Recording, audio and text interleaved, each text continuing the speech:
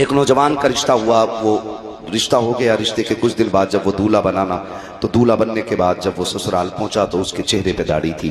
سسرال والوں نے لاسٹ بات کہہ دی کہ جب ہمیں یہ لڑکا پسند نہیں ہے۔ کہا کیوں؟ ہمیں وہی چاہیے جسے ہم دیکھ کے آئے تھے۔ باپ نے کہا وہی تو ہے نا جسے آپ نے اپنایا تھا۔ کہا یہ وہ نہیں ہے۔ کہا کیوں؟ کہا کہ اس کے چہرے پہ داڑھی نہیں تھی۔ کہا پہچانو بیٹا وہی ہے۔ کہا ہے تو وہی، لیکن ہمیں داڑھی والا لڑکا نہیں چاہیے، اس سے کہو یہ داڑھی منڈا دے ورنہ ہم بیٹی کا نکاح نہیں کریں گے۔ جب اتنی بات کہی نا تو لڑکا دیکھتا رہ گیا۔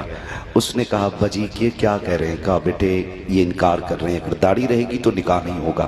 بچے نے کہا بات تیری کیا رائے ہے؟ کہا بیٹے میری عزت کا سوال ہے، داڑھی منڈا دے۔ بچے نے کہا ابا داڑھی منڈا دوں؟ داڑھی منڈا دوں؟ ابا یہ نہیں ہوگا۔ ابا نے کہا بیٹے پھر رکھ لینا، آج تو منڈا دینا، نکاح ہو جائے گا پھر کون روک لے گا، رکھ لینا داڑھی۔ بچے نے کہا یہ نہیں ہو سکتا۔ باپ کو غصہ آیا، اس نے کہا سن تجھے ایک کام کرنا پڑے گا، یا تو تجھے داڑھی منڈانی پڑے گی یا پھر مجھ سے رشتے توڑنے پڑیں گے۔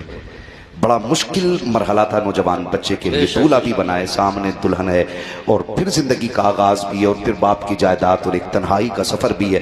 بچے نے کہا کچھ موقع دے۔ کہا سوچ لے، جائیداد چاہیے یا پھر میری اولاد یا میرے رشتے ختم کرنے۔